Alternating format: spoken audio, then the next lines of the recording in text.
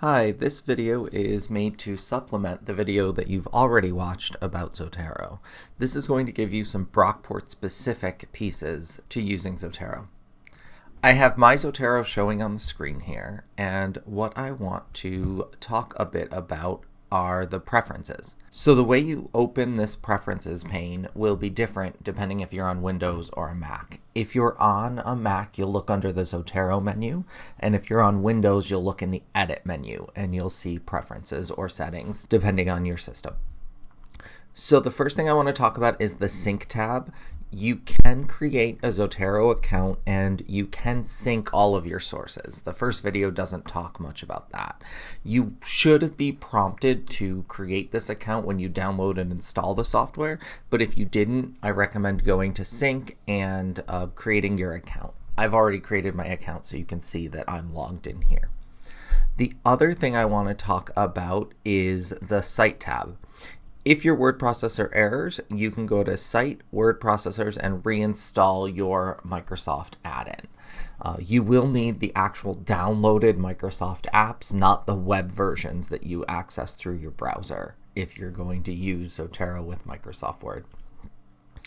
And the last preference to set up is the advanced preference under the link resolver. So if we start on that Zotero guide at library.brockport.edu/Zotero and scroll down to configure full text, you'll see right here that we have our open URL resolver link.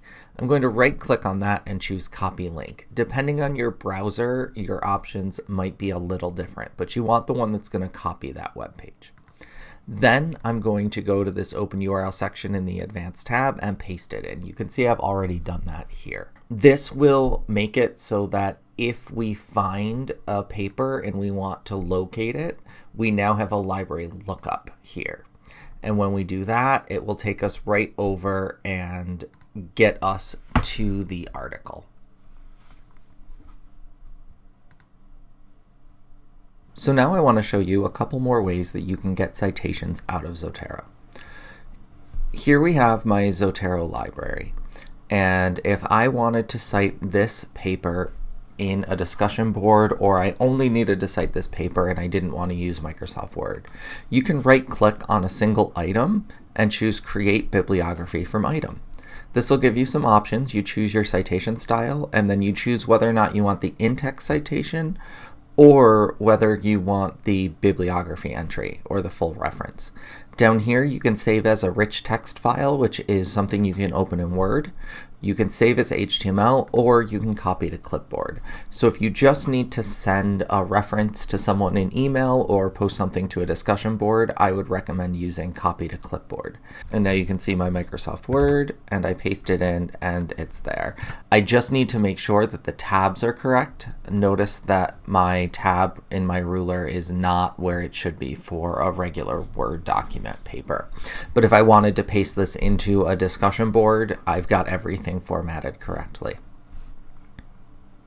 The second thing we can do is make a reference list from an entire folder. So I have my demo folder here that I use for this example, and I can right click and choose Create Bibliography from Collection. And I'm going to get that same pop-up. This time I'm going to save it as a rich text file, and that's going to save with whatever collection name I chose by default.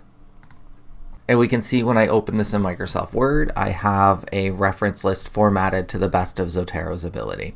I did notice that one of my journal titles isn't right, so I would need to go back into Zotero and edit that, where I can edit each of the items. If you notice that a title came across in all caps for an article, and I'm seeing if I have one, I do here, this Lundy article, I can quickly fix that in Zotero as well. So I want to find the Lundy source, and it's my first one here. I can also click on any of my headings to sort my data that way. But here we have the Lundy article. I can right click on the title and choose sentence case. And now if I re-export my Word doc, I'll have that fixed. If you have any questions about using Zotero, feel free to reach out and ask a librarian.